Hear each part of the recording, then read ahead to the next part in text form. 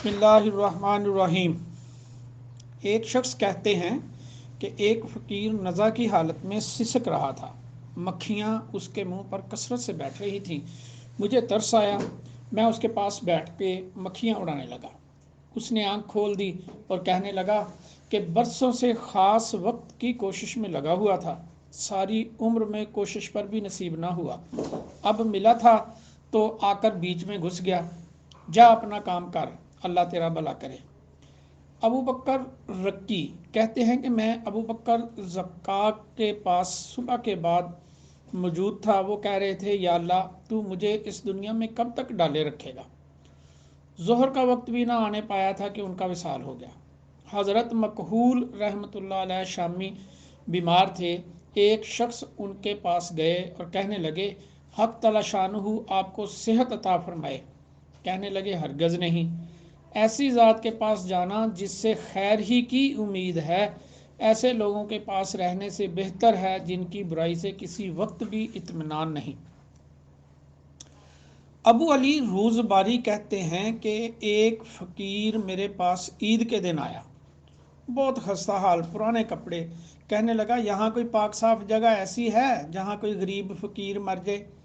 میں نے لاپرواہی سے لغو سمجھ کر کہہ دیا کہ اندر آ جا اور جہاں چاہے پڑھ کے مر جا۔ وہ اندر آیا، وضو کیا، چند رکعات نماز پڑھی اور لیٹ کر مر گیا۔ میں نے اس کی تجہیز و تکفین کی اور جب دفن کرنے لگا تو مجھے یہ خیال آیا کہ اس کے منہ پر سے کفن ہٹا کر اس کا مجھے منہ زمین پر رکھ دوں تاکہ حق تعالی شانہ اس کی غربت پر رحم فرمائے۔ میں نے اس کا منہ کھولا، اس نے آنکھیں کھول دیں۔ میں نے پوچھا، میرے سردار کیا موت کے بعد بھی زندگی ہے؟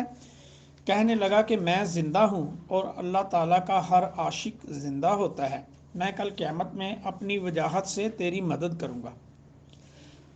علی بن سہل اصبہانی کہا کرتے تھے کہ کیا تمہارا یہ خیال ہے کہ میں بھی اس طرح مروں گا جس طرح لوگ مرتے ہیں؟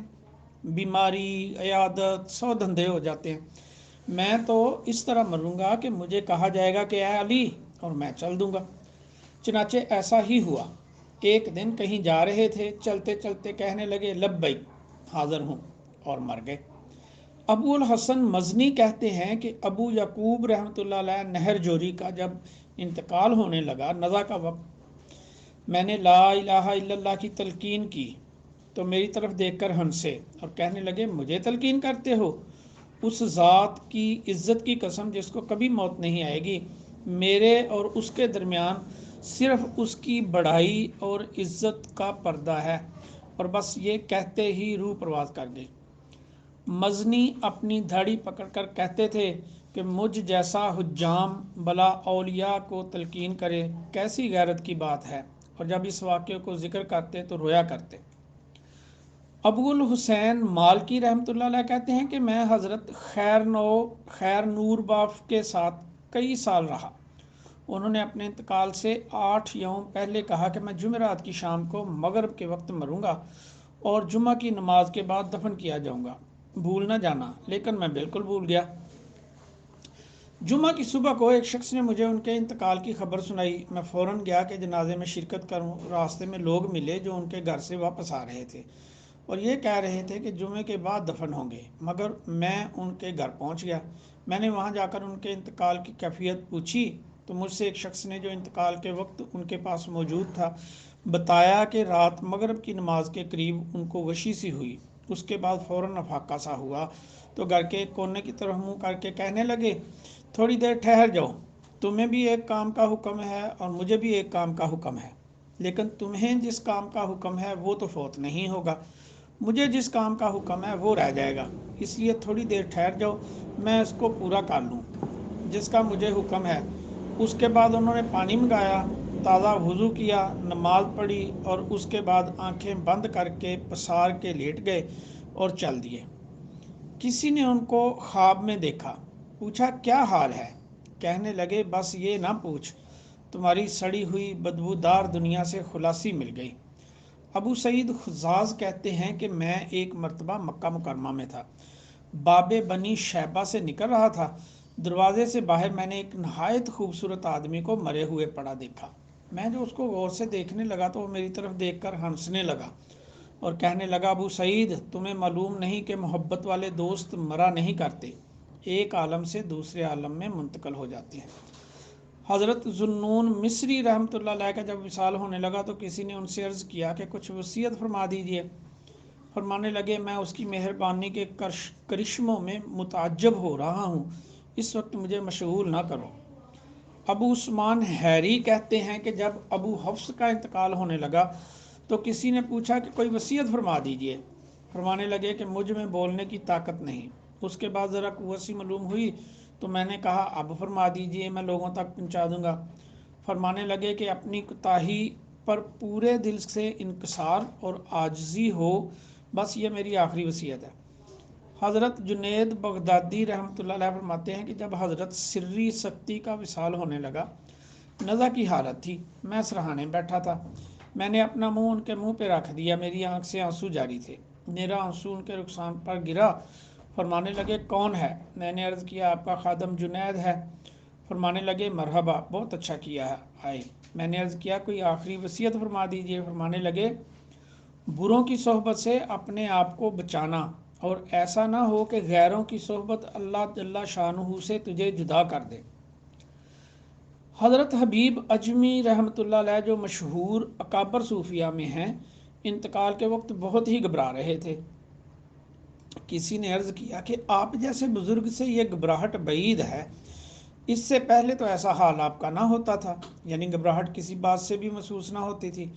فرمانے لگے سفر بہت لمبا ہے، توشہ پاس نہیں ہے، کبھی اس سے پہلے اس کا راستہ دیکھا نہیں، آقا اور سردار کی زیارت کرنی ہے، کبھی اس سے پہلے زیارت نہیں کی، ایسے خوفناک مناظر دیکھنے ہیں جو پہلے کبھی نہیں دیکھے، مٹی کے نیچے تنہا قیامت تک پڑے رہنا ہے، کوئی مونس پاس نہ ہوگا، اس کے بعد اللہ تعالی شانہ کے حضور میں کھڑے ہونا ہے۔ مجھے یہ ڈر ہے کہ اگر وہاں یہ سوال ہو گیا کہ حبیب 60 برس میں ایک تسبیح ایسی پیش کر دے جس میں شیطان کا کوئی دخل نہ ہو تو کیا جواب دوں گا؟ اور یہ حال اس پر تھا کہ 60 برس کی زندگی میں دنیا سے ذرا سا بھی لگاؤ نہ تھا، پھر ہم جیسوں کا کیا حال ہوگا جو کسی وقت بھی دنیا تو درکنار گناہوں سے بھی خالی نہیں ہوتے، ہر وقت شیطان ہی کی خوشامد میں لگے رہتے ہیں۔ عبد الجبار رحمۃ اللہ علیہ کہتے ہیں کہ میں حضرت فتح بن شغرف کی خدمت میں 30 برس رہا، انہوں نے کبھی آسمان کی طرف منہ نہیں اٹھایا، اس کے بعد ایک مرتبہ آسمان کی طرف منہ کیا اور کہنے لگے اب تو آپ کا اشتیاق بہت ہی بڑھ گیا، اب جلدی ہی بلا لیجئے۔ اس کے بعد ایک ہفتہ بھی نہ گزرا تھا کہ انتقال فرما گئے۔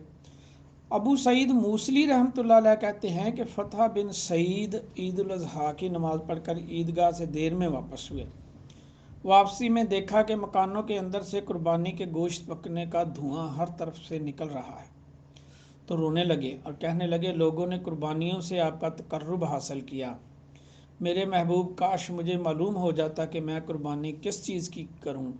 یہ کہہ کر بے ہوش ہو کر گر گئے، میں نے پانی چھڑکا، دیر میں ہوش آیا، پھر اٹھ کر چلے، جب شہر کی گلیوں میں پہنچے تو پھر آسمان کی طرف منہ اٹھا کر کہنے لگے کہ میرے محبوب تجھے میرے رنج و غم کا طویل ہونا بھی معلوم ہے اور میرا یہ گلی گلی پھرنا بھی تجھے معلوم ہے، میرے محبوب تو مجھے یہاں کب تک قید رکھے گا؟ یہ کہہ کر پھر بے ہوش ہو کر گر گئے، میں نے پھر پانی چھڑکا، پھر افاقہ ہو گیا اور چند روز بعد انتقال ہو گیا۔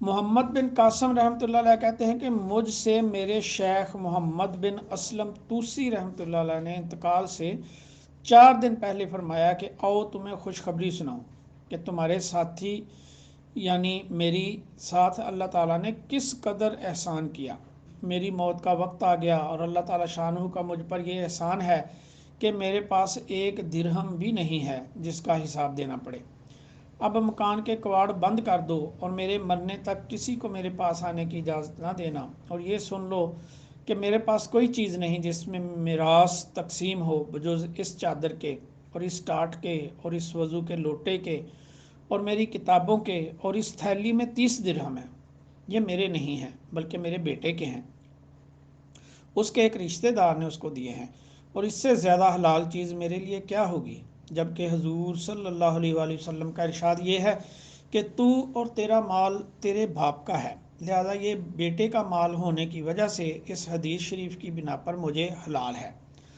اس میں سے میرے کفن کی اتنی مقدار خرید لینا جس سے میرا سطر ڈھک جائے، اس سے زیادہ اس میں سے نہ لینا، یعنی صرف لنگی اس میں سے خرید لینا اور یہ ٹاٹ اور یہ چادر کفن میں شامل کر لینا۔ کفن کے 3 کپڑے پورے ہو جائیں گے، لنگی، چادر اور تیسرا ٹاٹ ہو جائے گا۔ ان تینوں میں مجھے لپیٹ دینا اور یہ وضو کا لوٹا کسی نمازی فقیر کو صدقہ کر دینا کہ وہ وضو کر لیا کرے گا۔ یہ سب فرما کر چوتھے دن انتقال ہو گیا۔ انا للہ و انا الیہ راجعون۔ صدق اللہ العظیم۔